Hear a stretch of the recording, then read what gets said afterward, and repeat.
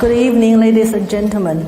It is my privilege to be invited to give a talk here, and thank you very much for Professor Kim for the invitation. I'm very, very happy to be here and meet all of the new friends and old friends here. I'm not quite new to the UK. I came to the UK in '87, did my PhD in Lancaster University. Then after that, I've been working in the UK for the past 30 years. I went to Xi'an Liverpool University in Suzhou last year to take the deanship of the International Business School. This university is a joint venture between University of Liverpool and the Xi'an University in China. It was established 10 years ago. The university has developed very, very fast, like the rest of China.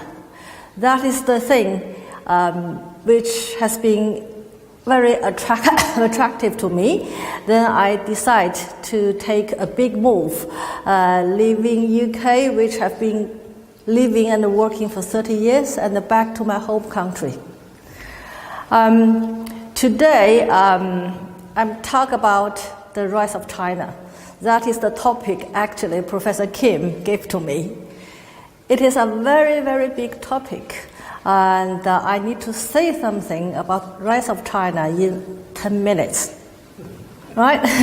I'm sure when you come here today, you must know quite a lot of things about China. You know the histories.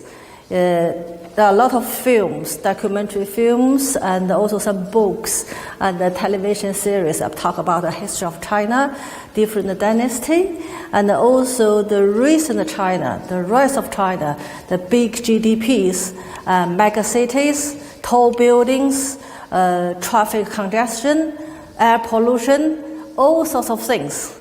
You must be very familiar with this.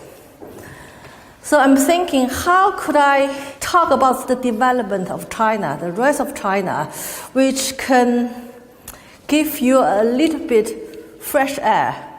Then I decided to talk about China from an ordinary people's viewpoint. How people like us perceive the rise of China.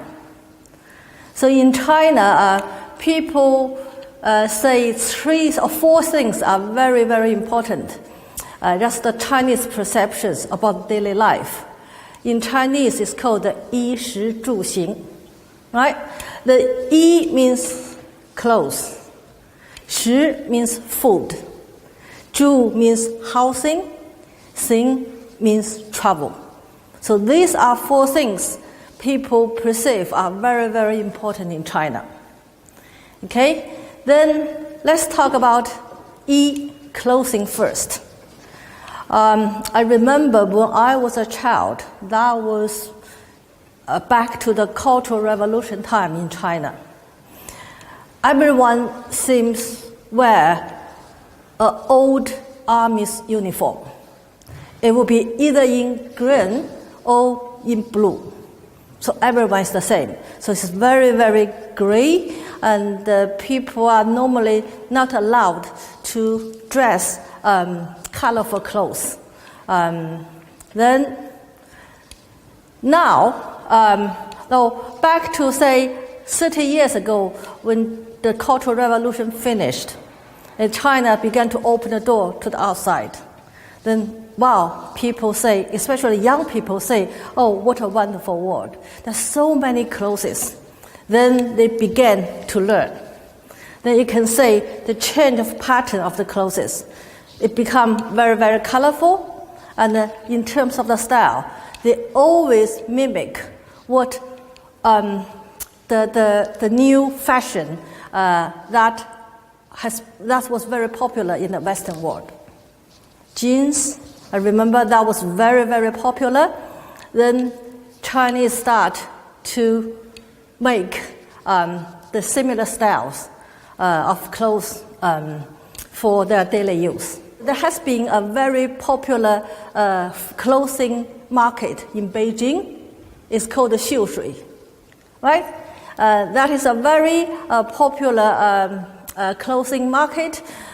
Most of the clothes sold there are faked popular international brand. The Chinese is very good in copying those things, right? Then now things began to change. I think it's about 5 years ago. Chinese themselves do not like these copy things. So what happened is they fly to the UK to buy Burberrys. They fly to Minelos to buy all this popular Italian brand of leather good, then take it back to China. Then they always commented, oh, things are so cheap here, so things are so cheap here. Right. So now you can say that is a typical reflection of the change of the daily normal people's life. Second thing we want to talk about is the food. Right? During the Cultural Revolution, when I was a child in China, everything is in a quota system. For there are very limited supply of meat or high protein products. Very limited supply of flours and rice, but plenty of supply of vegetables. So most people rely on vegetables. Then the meat and the high protein products were in high demand. Relative rich people in the society always eat meat. And the people, that is most people's dream, to have meat every day. So they are actually the dishes, everyday dishes were vegetarian. So now, all the rich people in China want to have more vegetables. They say, rich people eat vegetables, but poor people eat meat. I remember when I first came to the UK more than 30 years ago, I feel, wow, when I came here, I felt so many nice food, a lot of meat, chocolate, ice creams, and also a lot of sweets. So when I went back to China to see my parents, I tried to take some of this nice chocolate, the nice food with me. But now, for most of the Chinese youngsters, when they come to the UK to do their studies, they take a lot of food from China to the UK. They always complain, oh, the food here is not very fancy. In China, like in China, there's so limited choice. They miss the food in China very much. Then at the end of the day, they take a high risk to take a lot of meaty things from China to the UK. Sometimes they were stopped at the airport by their customers. Housing, if we back to the Cultural Revolution time, again was in high demand, very limited supply, and the quality of the housing were very poor. It's very normal for a big Chinese company, 3 generations stay in one bedroom together. But now, you can say a lot of very high quality housing in China, a lot of tall buildings, good or bad, but that is the style, Chinese style of housing. The place I'm working now is called Suzhou, which is very close to Shanghai, about 20 minutes by train. The area I stay, I think, for a typical Chinese family, the average the housing they have is 2 flats. So plenty of supplies and a lot of roomy, very posh flat. That's the change of housing. Then travel. Not only 30 years ago, say even 20 years ago, the road condition in China is not very good. There were not many motorways. And also the train was very, very slow. So I take Beijing and Shanghai, for example.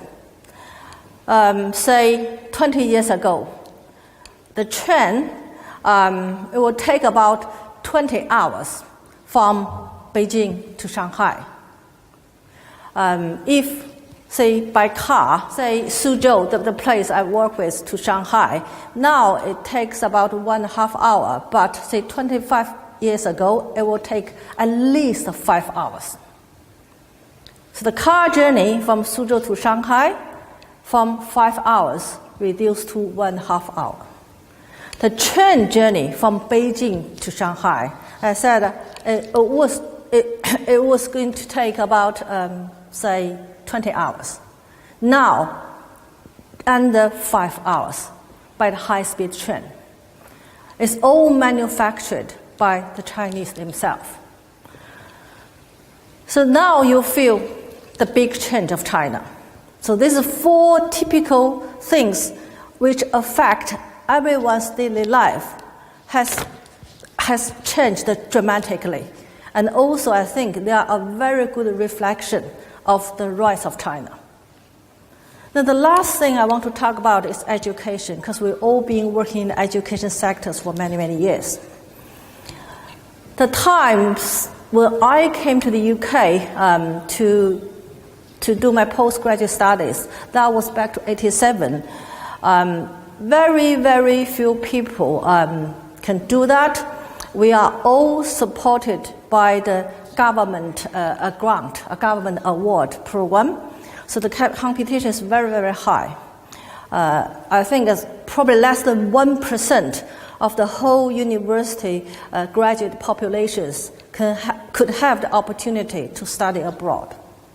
So when I first arrived to Lancaster to do my PhD, the first 2 years, there were only 6 Chinese students in doing the PhD then. But now, if you go to Lancaster University Business School, at least 1,000. At least 1,000 students, postgraduate students from China. Then other example is University of Liverpool. Again, if you talk about 80s, maybe 10, 20 students there. But now, we, as the partner university of University of Liverpool, for the business school only, we supply 2,000 students per year. So that's the big change, big contrast. And the majority of those Chinese students came to the UK to do the study are self-funded. Then the parents pay everything for them. They have the luxury to be at home almost every 2 months to spend all sorts of holidays. They have the luxury to buy a lot of goods, a lot of popular brand Burberry's took back to China, and they have the luxury to take a lot of meaty products from China to the UK. So now you can say that's the big change or big rise of China. But actually this kind of rapid development happens without with a very high cost as well. As we all heard about environmental problem, air pollution, bad traffic congestions, especially in Beijing, Shanghai, those big cities. So now, what I'm thinking is, you, as the young generation, you should have taken a lot of responsibilities to make this world better. Not only for China, for the UK, for all of the world. So it is your responsibility to change people's life, to make the world we are living better and better. Thank you.